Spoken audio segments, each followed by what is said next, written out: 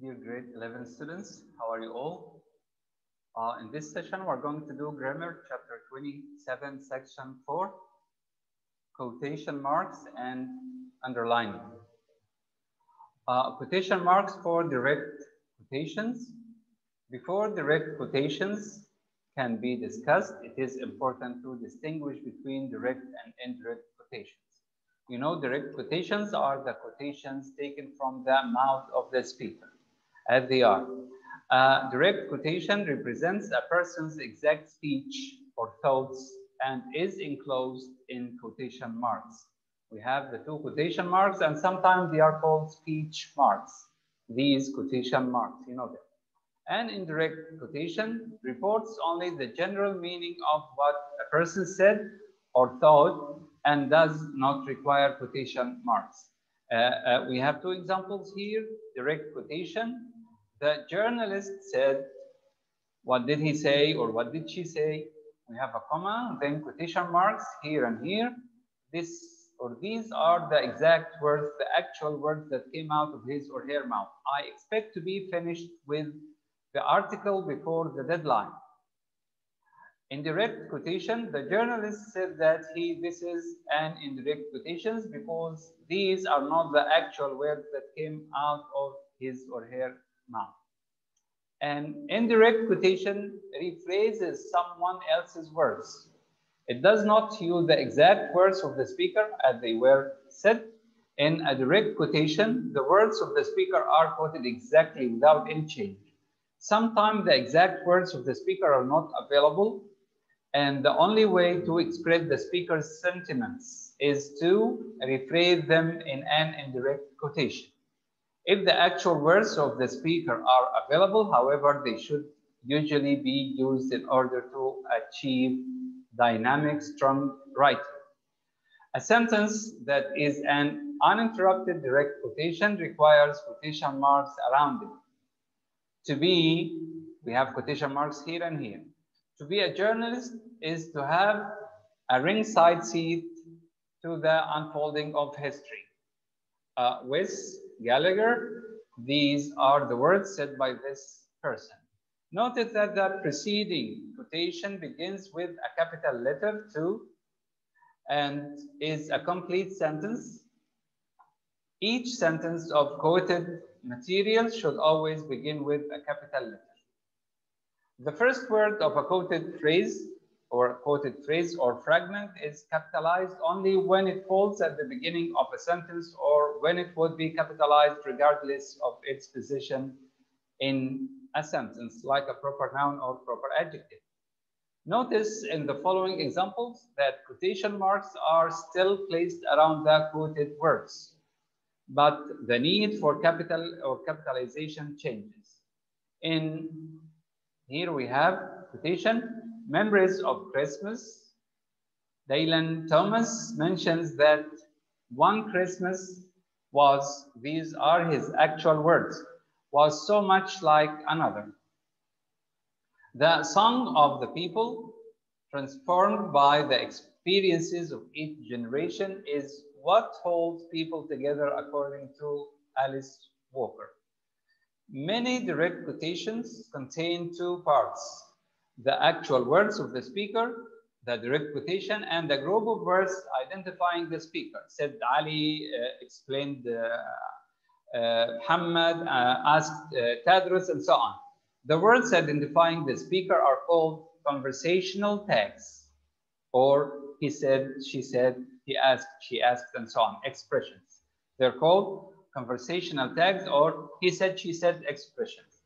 They include such common expressions as she said, he replied, the professor explained, and Gary asked. The possibilities are almost endless, but they are they all have feature in common. One feature: conversational tags are not enclosed in quotation marks. There are three ways of using a conversational tag in a sentence: at the beginning, or at the end, or in the middle. Introductory, concluding, and interrupting. Use a comma or colon after an introductory expression or conversational tag. The tour guide explained, here it comes at the beginning, the conversational tag comes at the beginning. So use a comma or a semicolon after it. Use a comma or a colon, sorry, after it. If it is very formal, as we said before, use a colon. The New York Times was founded in 1851 by Henry J. Raymond.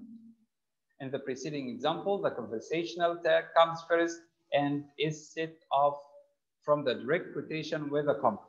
If the introductory expression is more formal in tone, or if it contains no conversational tag, use a colon instead of a comma. She gazed at the assembled crowd. Thank you for the honor you have awarded me. Looks like the language here looks formal, so we use the colon instead of the comma. Sometimes a direct quotation comes before a conversational tag. Use a comma, a question mark, or exclamation mark after a quotation, followed by a concluding expression. If the expression conversational tag comes at the end, use the end marks, any of the a suitable end mark after it, like this example. The New York Times was founded in by, so the tour guide explained. Here we have a comma. Use a comma after the part of a quoted sentence that is followed by an interrupting expression. If we have an interrupting expression in the middle, use a comma after the quoted part. Use another comma after the expression. Look at this example. The New York Times, we use a comma here. Then we have a conversational tag. The tour guide explained. Okay. Was founded in, here we have another comma. So we have a comma before the first part and a comma after the conversational tag, as you know. Use a comma, question mark, or exclamation mark after a quoted sentence that comes before an interrupting expression. Use a reported or a period after the expression. If you look at the example here, we have a comma and then a full stop here. And here, a long sentence, we put a full stop or a period at the end. Writers vary their use of conversational tags in the ways shown in the preceding examples to achieve variety. Again, conversational tags are words like or expressions like he said, she explained, he asked, he replied, she replied, and they have three positions, either at the beginning or at the beginning, at the end, or in the middle. Exercise 38, let's do the first three sentences. The question is, copy each of these, each sentence that needs punctuation, adding whatever punctuation is needing. In one sentence, a quoted fragment has been underlined so that you can tell where it begins and ends. If a sentence is not a direct quotation and requires no quotation marks, write indirect. Look at the examples here. His editor explained why he did not agree with him. This is indirect. We don't have the actual words that came out from the mouth of the person the editor is talking about. We have different ethical standards, he said. So we need quotation marks here before the word we and after the word standards. And then he said the conversational tag coming at the end, we put a period after it. So if we look at number 1, 2, and 3, numbers 1, 2, and 3, if you do number 1, you're scheduled to cover the city council meeting tonight, my editor told me. Is it direct or indirect? It's indirect? No, it's direct. So we need a quotation mark before your, here, quotation mark, and another one after tonight. Another one, and don't forget to put a comma after tonight. You're scheduled to cover the city council meeting tonight, my editor told me. Number 2, I'm looking forward to it. I replied, and I was. I'm looking forward to it. I replied, and I was. So the actual words that came out of my mouth are, I'm looking forward to it. So we put quotation marks here and here. I replied, and I was. We don't need anything here. Number 3, I went on to tell him that I had a tantalizing lead about a scandal that was about to break. This is indirect. This is indirect. We don't need any quotation marks. Let's move on to the next page. Other punctuation marks with quotation marks. Quotation marks are used in conjunction with many other punctuation marks. Unfortunately, the location of the quotation marks in relation to the other punctuation marks is not always the same.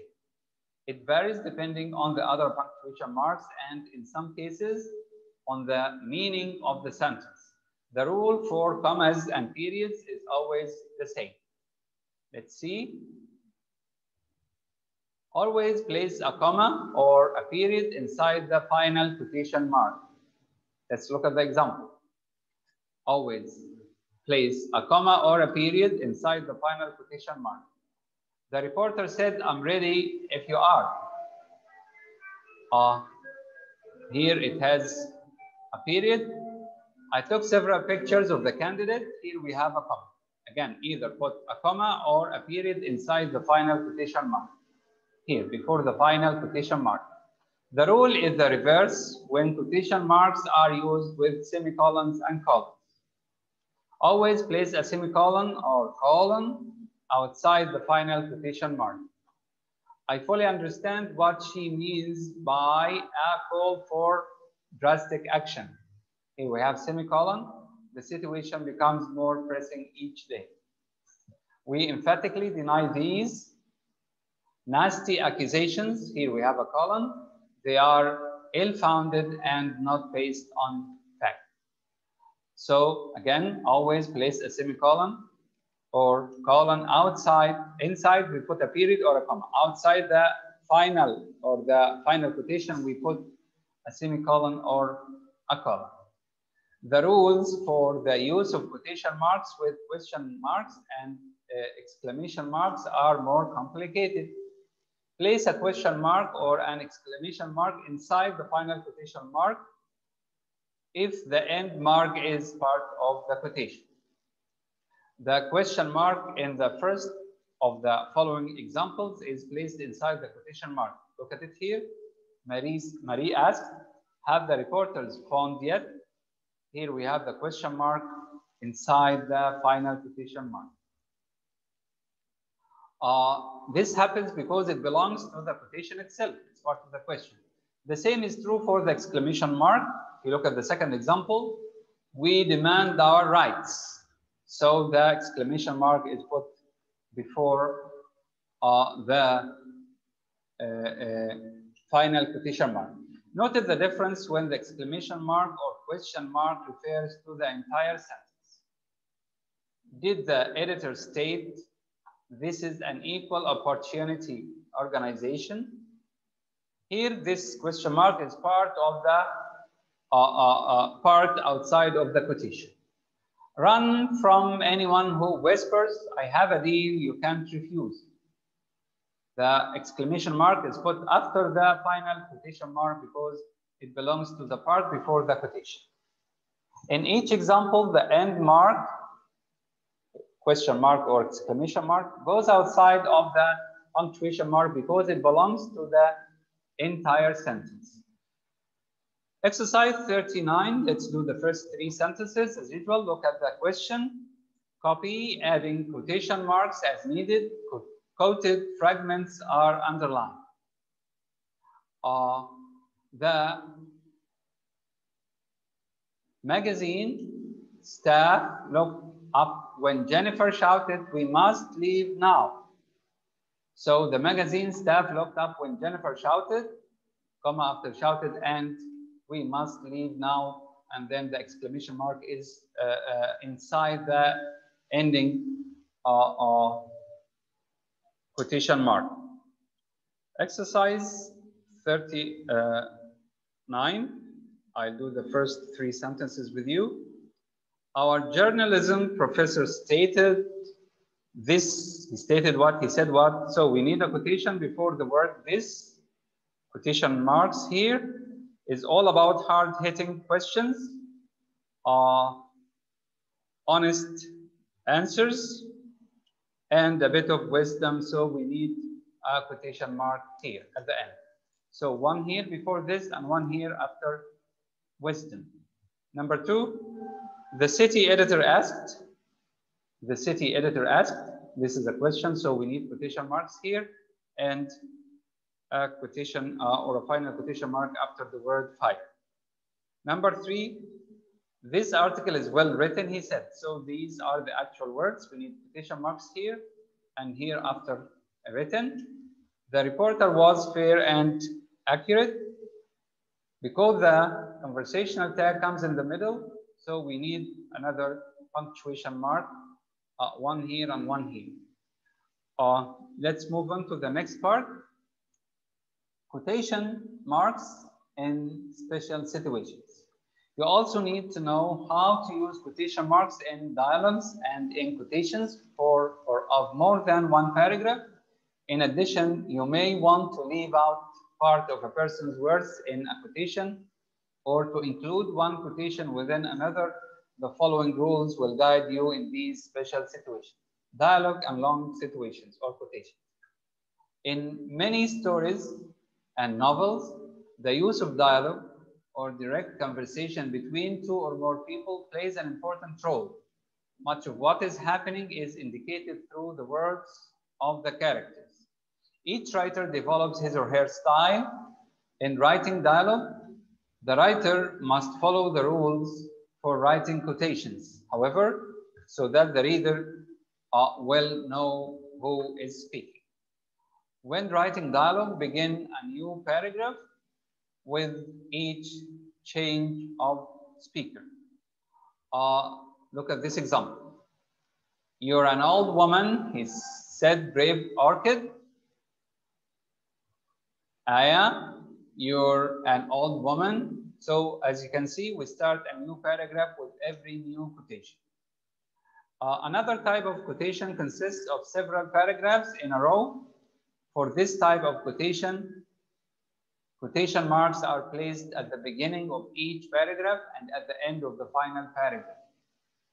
Here, at the beginning of each paragraph, we have a couple of paragraphs here. We have quotation marks before. We don't put them here. We put them at the beginning of each paragraph and at the end of the last paragraph only. When you are quoting several paragraphs, make certain that you remember to include the final quotation mark. Ellipses, marks, and single quotation marks. There are 2 other special problems involving the use of quotation marks. The first concerns the use of ellipsis marks, these 3 dots, when something is deleted in a shortened quotation. Frequently, a writer wishes to include only a portion of a long quotation in a piece of writing. In such a situation, ellipsis marks can be used to show that some words have been omitted. Use 3 ellipsis marks, 3 dots, in a quotation to indicate that words have been omitted, deleted, left out. Ellipsis marks can be used at the beginning, in the middle, or at the end of a quotation. Look at this example. An entire quotation, nothing deleted here. Here, ellipsis or ellipses at the beginning. Catherine Mansfield speaks of preparing for a trip, as though for death. We have ellipses at the beginning, ellipses in the middle, like this example, and ellipses at the end, like this example. Note that when a period is part of the quotation, as in the last 2 examples, it is added to the ellipsis marks to conclude the sentence. Here, 1, 2, 3, 4. So we add the period to the ellipsis marks when it comes at the end, or when they come at the end. The second special problem involving quotation marks concerns a quotation within a quotation. A quotation within a quotation is set off with single quotation marks, single not double, instead of the regular double marks. The larger quotation is still set off with double quotation marks.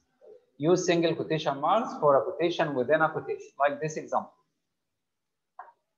I can still hear our 10th grade English teacher reciting the line from Poe. Quoth the raven, nevermore. So nevermore is a quotation within a quotation. So we have single quotation marks here, as you can see. Note that the single quotation mark goes outside the period. Goes outside the period here. Just as a double quotation mark does. If a quotation within a quotation causes confusion, rephrase the material to eliminate the quotation within a quotation. Exercise 40, let's skip it. 41, let's do the first 3 sentences. Look at the example. What are we supposed to do here? Insert double quotation marks and single quotation marks as needed. Underline any words that are printed in italics. The quoted fragments are underlined. Look at number 1. This is exercise 41. A minute.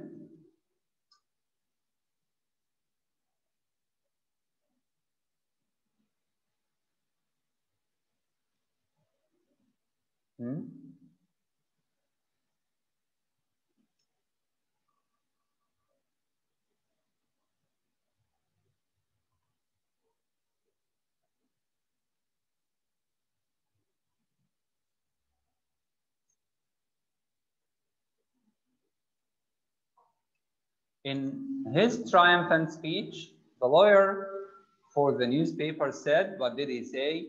We have won a victory for freedom of the press. And then he smiled broadly. So here we have a quotation, and we have a quotation within a quotation here. So we need single quotation marks, one before we and the other after press here. Number 2. I refer you to the First Amendment, which states, what does the amendment state? Congress. So we need a single quotation mark here, and another one after press. Number 3, the so-called yellow press is any newspaper which glows with the color of sunshine and throws light into dark places. Ella Wheeler Wilcox. So-called, we need a single quotation mark here and here. One here and one here. Okay, let's move on to the next page. Underlining, italics, and quotation marks. There are various ways of indicating titles in writing. In books, periodicals, and other printed publications, italics are used to indicate many types of titles. In handwritten material, the writer underlines items that in print would be italicized. When using a word processor, you may choose to underline or use italic type. Other types of titles require the use of quotation marks. Quotation marks are used in both printed and handwritten materials. The following rules will help you understand or use underlining and quotation marks correctly in titles and in other situations. Underlining and italic. The titles of long works are generally indicated by underlining or italic type. Underline or italicize the titles of books and other long written works or publications that are published as a single work, of plays and of other works of art. Books. I want to read Nancy Walcott's Women and the American Experience. The title here is underlined. Magazines, the Atlantic Monthly. The name of the magazine is underlined. Newspapers, the New York Times. Pamphlets, Common Sense. Long poems, The Rime of the Ancient Mariner. Movies, Titanic. All of them are underlined. Oklahoma, this is a musical. Plays, 2 acts or longer. The Glass Menagerie.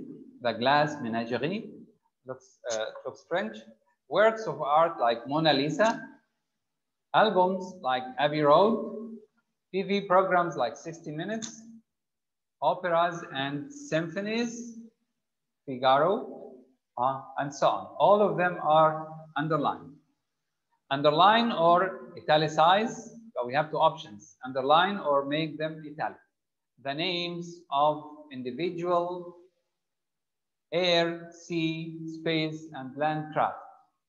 The president arrived on Air Force One. You know, Air Force One is the plane of the President of America, which he usually uses to travel. The president arrived on Air Force One. Underline the name of an aircraft. Underline or italicize foreign words or phrases not yet accepted into English. The famous star signed the letter con amore. Con means with in Spanish and amore means love. He signed it with love. And this expression is not yet accepted in English, so we underline it. The French expression mère de famille means mother of a family. It's not accepted in English yet. Maybe it will be inserted in the dictionary later, then we don't need to underline.